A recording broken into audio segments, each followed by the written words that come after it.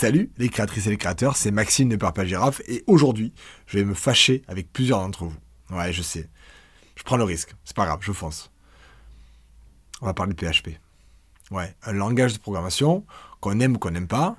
Vous allez vite savoir ce que j'en pense. Et la guerre des langages, c'est connu chez les programmeurs. On sait qu'on a tous des préférences entre un langage plutôt qu'un autre. C'est souvent lié à ceux avec lesquels on a débuté, ceux qu'on connaît bien, forcément on les défend. Ceux qu'on ne connaît pas, forcément on les rejette. Et là je vais vous parler d'un langage que je connais bien, avec lequel j'ai beaucoup travaillé, et que j'utilise de moins en moins, parce que je l'aime de moins en moins ce langage. Donc c'est assez rare pour des gens de critiquer un langage qu'ils connaissent. C'est un langage que je connais. Je ne suis pas un expert en PHP, mais j'ai passé quand même pas mal d'années à faire du PHP en parallèle du développement mobile, puisque sur plusieurs solutions mobiles sur lesquelles j'ai travaillé, où j'étais développeur full stack, c'est-à-dire que je crée les versions mobiles iPhone en Swift, Objective-C même, mais aussi Android en Kotlin et même Java. Et je faisais aussi le web service. Et le web service, pendant très longtemps, je le faisais en PHP, parce que c'était une des choses les plus simples pour débuter. J'ai débuté moi aussi comme vous.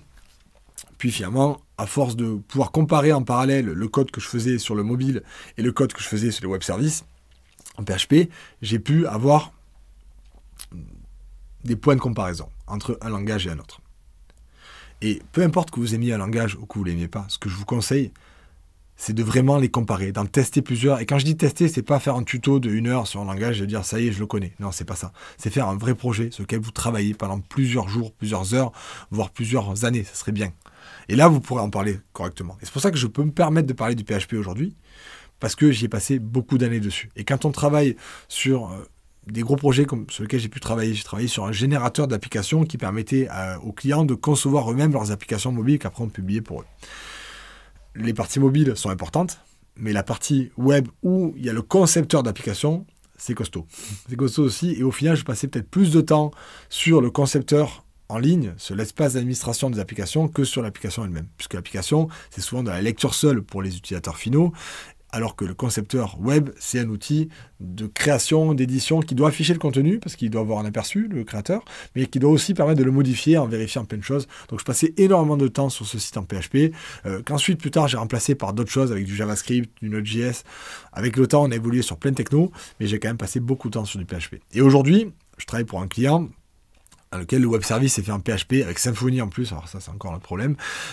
Mais donc du coup, je retravaille encore avec du PHP, et c'est pour ça que j'avais envie de vous en parler. Ce langage, PHP, il me sort par les cheveux. je l'aime pas. Je pense que ça commence à se sentir, de toute façon, mais si ça se sent pas, je viens de le dire. Je n'aime pas ce langage pour plein de raisons.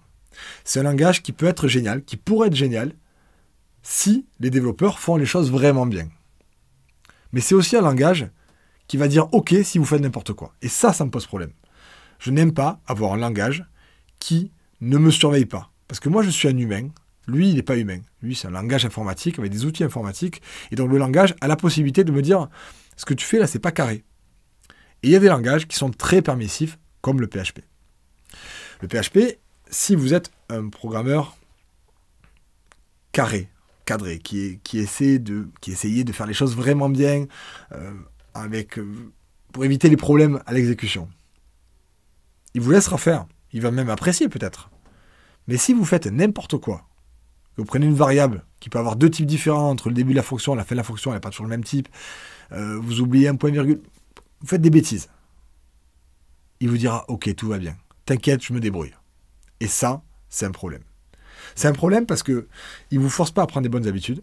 Il vous laisse envoyer en production du code qui potentiellement a des problèmes. Il ne va même pas essayer de vous prévenir. Il va juste dire « Ok ». Et ça, c'est embêtant. C'est quand même embêtant. Parce qu'on est des humains, on va faire des erreurs, c'est sûr. Peu importe à quel point vous êtes bon, vous allez faire des erreurs. Alors, au final, les gens qui font beaucoup de PHP, du bon PHP, qu'est-ce qu'ils font? Ils s'entourent d'outils en plus. Ils ajoutent des outils qui analysent le code et qui, du coup, vont remplacer un compilateur et vont souligner en rouge lorsqu'il y a des choses pas bien. Mais au final, on ne parle plus du langage, là. On parle des outils. Moi, je vous parle du langage. Quand un langage est bien fait, le langage en lui-même, il devrait pas être aussi permissif. Il n'y a pas de raison de permettre aux gens de faire des choses qui ne sont pas des bonnes idées, qui statistiquement, on a vu depuis des années que ça posait des problèmes. Alors, si on parlait des premières versions de PHP, je serais OK. Mais même sur des versions récentes, là, sur le projet sur lequel je travaille, ils sont encore en version 7. Mais le 7, c'est quand même pas la première version de PHP. Et il y a encore plein de choses qui devraient plus être autorisées qui le sont. Et ça me pose problème. Et le dernier problème que j'ai avec PHP, c'est que c'est un langage qui est qualifié de langage de débutant. Et donc la majorité des gens qui débutent commencent avec PHP. Et pour moi, il n'y a rien de pire que de commencer avec un langage qui vous force à prendre des mauvaises habitudes. Pas qui vous force, mais qui vous laisse prendre des mauvaises habitudes. Parce que c'est ça le souci avec PHP. Il vous laisse prendre des mauvaises habitudes, il ne vous dira rien. Et ça va vite. C'est pour ça que les débutants, ils aiment bien PHP. Et pendant très longtemps, ils restent sur PHP. Lorsque vous avez uniquement connu des langages comme le PHP et peut-être aussi le JavaScript, on en parlera dans une autre vidéo, mais lorsque vous avez connu des langages très permissifs, qui vous laissent faire ce que vous voulez et qui essaient de rattraper le coup à l'exécution, c'est des langages de script, ils n'ont pas le choix, il n'y a pas de compilation. Mais du coup, vous retrouvez à des fois envoyer des problèmes. Et ça, c'est pas une bonne idée. Lorsque vous avez travaillé avec des langages compilés, comme, peu importe, le C, le C++, le Java, le Swift, le Kotlin, le Dart, l'Objective-C, des langages où on a un compilateur qui va vérifier votre code et générer un code binaire qu'on envoie à l'utilisateur, il y a déjà une première passe qui est obligatoire à laquelle on ne peut pas couper. Et ces langages-là, généralement, ils sont un peu plus stricts. Pas tous, hein, mais il y en a beaucoup qui sont plus stricts et qui vont guider le développeur dans la bonne direction. Et ça, c'est super intéressant. Et d'ailleurs, ce qui me conforte dans l'idée que c'est plutôt une bonne idée, c'est que plus les langages sont modernes, plus ils sont stricts. Si vous prenez des langages comme le Swift ou le Dart, ils sont beaucoup plus stricts que des langages comme le C, le C++ ou le Java. Et quand je parle d'être strict, ça veut dire que des choses qui pourraient passer en disant « Ok, ben, si le développeur fait attention, ça devrait bien se passer, mais s'il ne fait pas attention, il aura des problèmes. Ben, » dans des langages modernes, ça ne passe plus. On va vous obliger à faire la bonne pratique. Ce qu'on appelle les bonnes pratiques en dev, c'est ce que le prof nous dit de faire, mais que la plupart des débutants ne font pas, et qu'on fait une fois qu'on a eu 3 ou 4 bugs importants qui nous ont posé des problèmes, on se dit « Ah oui, il avait raison, peut-être qu'on a oublié, mais en tout cas, on commence à le faire à ce moment-là. » Ça, c'est des bonnes pratiques. Mais pourquoi on doit passer par des erreurs pour commencer à appliquer les choses? On a des langages avec des compilateurs, des outils qui peuvent vérifier qu'on fait les choses bien. Ne laissez pas les gens faire les erreurs pour après les corriger. Voilà pourquoi j'ai tendance à dire que le PHP, c'est pas un langage que j'aime. Donc vous avez vu, hein, j'ai essayé d'être le plus posé possible. Et je sais que vous êtes nombreux à avoir les cheveux qui s'hérissent parce que vous faites du PHP depuis des années et pour vous, c'est la solution ultime. Et peut-être que vous avez raison, peut-être que vous faites partie des développeurs PHP qui faites les choses bien.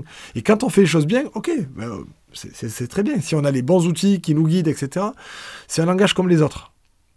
Mais c'est pas ça que je dis. Moi, ce qui me pose problème, c'est que c'est un langage qui permet aussi aux gens de faire les choses mal. Et si vous travaillez en équipe ou que vous passez après une personne, que vous récupérez le code d'une autre personne qui a été codé en PHP, il y a des jours où cette personne, elle était motivée, elle avait envie de faire les choses bien, et il y a des jours où elle était moins motivée, elle n'a pas forcément fait les choses bien, et vous héritez de la patate chaude. Hein, voilà. Bon, on va pas commencer à critiquer les autres, c'est pas le but. Je vous dis juste que si vous êtes sur ce genre de langage, si vous n'avez pas le choix, faites partie des développeurs qui appliquer les bonnes pratiques systématiquement comme si vous aviez un compilateur et le langage ne vous permettait pas de faire des bêtises. Si vous ne savez pas vers quel langage vous dirigez, je vous conseille, si vous débutez là, que vous hésitez entre plusieurs langages, le PHP, même si on dit que c'est super pour les débutants, je pense que vous pouvez trouver mieux à l'heure actuelle. Vous pouvez aller vers, alors si vous êtes sur du côté mobile, vous avez le Swift ou le Dart. Le Swift est vraiment très très très strict. Peut-être qu'il peut être frustrant quand on débute. Le Dart, je trouve que c'est un excellent compromis. Le Kotlin aussi est très bien. Ce sont des langages qui vont vous donner des bonnes habitudes. Et après, vous pourrez aller sur le PHP si vous en avez envie. En tout cas, c'est mon conseil. Ça fait pas mal d'années que je développe. J'ai enseigné à des centaines, voire des milliers d'étudiants.